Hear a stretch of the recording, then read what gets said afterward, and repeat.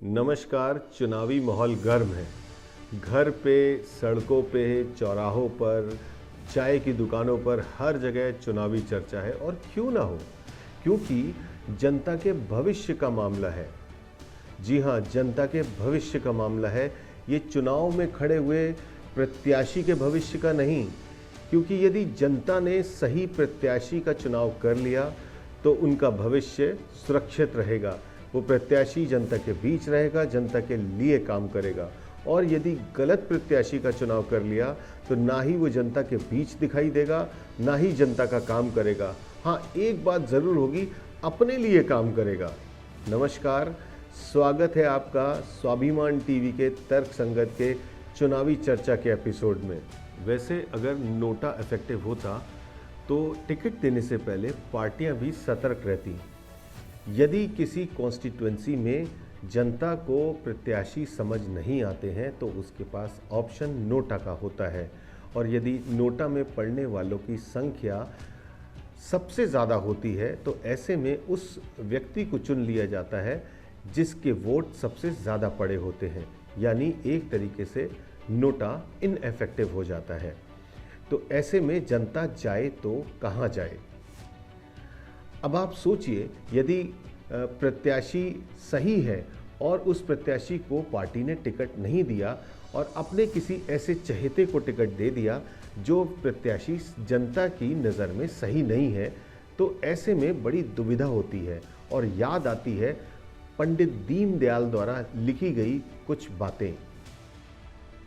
कोई बुरा प्रत्याशी केवल इसलिए आपका मत पाने का दावा नहीं कर सकता कि वह किसी अच्छे दल की ओर से खड़ा है। दल के हाईकमान ने ऐसे व्यक्ति को टिकट देते समय पक्षपात किया होगा। अतः ऐसी गलती को सुधारना मतदाता का कर्तव्य है। पंडित दीनदयाल उपाध्याय होते तो शायद इसका कोई हल निकाल पाते। वैसे तो 1956 में डॉक्टर B.R. अम्बेडकर ने BBC को इंटरव्यू देते वक्त ये कहा था कि India is not fit for democracy. क्या आपकी चुनावी व्यवस्था ने लोगों को अपने पसंद का उम्मीदवार चुनने की आज़ादी दी है? क्या मतदान का विचार बदलाव लाने के लिए है? उदाहरण के तौर पर उन्होंने कहा कि कांग्रेस अपील करती है कि बैल के निशान पर मतदान करें। तो क्या आम जनता ऐसा सोचती है कि बैल उनकी नुमाइंदगी करता है? चूँकि उस समय 1956 के आसपास कांग्रेस का चुनाव चिन्ह 2 बैलों की जोड़ी हुआ करता था। उन्होंने कहा, कोई इस बात को नहीं समझता कि बैल के निशान पर एक गधा खड़ा है। Doctor B.R. अम्बेडकर की उस समय की कही गई बात आज सच होती नज़र आ रही है। क्योंकि उस समय B.R. अम्बेडकर का मानना था कि हमारे लोकतंत्र का सोशल स्ट्रक्चर सामाजिक असमानता के आधार पर है। तब से अब तक कई वर्ष बीत चुके हैं। बाबा साहेब अम्बेडकर को नहीं मालूम होगा कि आगे भविष्य में भी हमारा देश जातियों में ही फंसा रहेगा। दुनिया के सबसे बड़े लोकतंत्र में बड़ी बड़ी पार्टियां भी टिकट बांटते वक्त उस व्यक्ति की समाज सेवा की सोच, उसकी काबिलियत से ज़्यादा उसकी जाति पे ध्यान देते हैं। हद तो तब हो जाती है जब हमारे देश के नेतागण अपने स्वार्थ के लिए पार्टी ही बदल लेते हैं, दूसरी पार्टी से जुड़ते हैं, दूसरी पार्टी की मैनिफेस्टो की विचारधारा से जुड़ते हैं और जनता की सेवा की कसम खाते हैं। और जब चुनाव आते हैं, अपना स्वार्थ पूरा ना होने पर फिर दूसरी पार्टी में कूद के चले जाते हैं और दूसरी पार्टी की विचारधारा के साथ गिरगिट के रंग बदलने की काबिलियत से पहले ही पार्टी बदल लेते हैं। लेकिन अब चुनाव का वक्त है, सारी ताकत आपके पास है, आपके हाथ में है, आपकी उंगली पे है।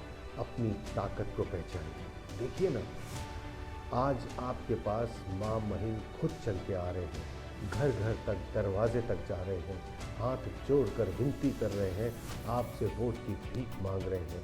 पहचानिए आप अपनी ताकत को, ढूंढिए, इन्हीं में से मिलेगा कोई सच्चा और ईमानदार आदमी, ऐसा व्यक्ति जो समाज के लिए समर्पित है, ऐसा व्यक्ति जो आपके लिए, देश के लिए समर्पित है। इन्हीं में से ढूंढिए, ज़रूर आपको मिलेगा। और यदि इन पार्टियों के किसी भी प्रत्याशी में ऐसा व्यक्ति आपको नज़र ना आए तो देखिए शायद कोई निर्दलीय व्यक्ति भी ईमानदार होगा, वो भी सच्चा देशभक्त, सच्चा ईमानदार हो सकता है।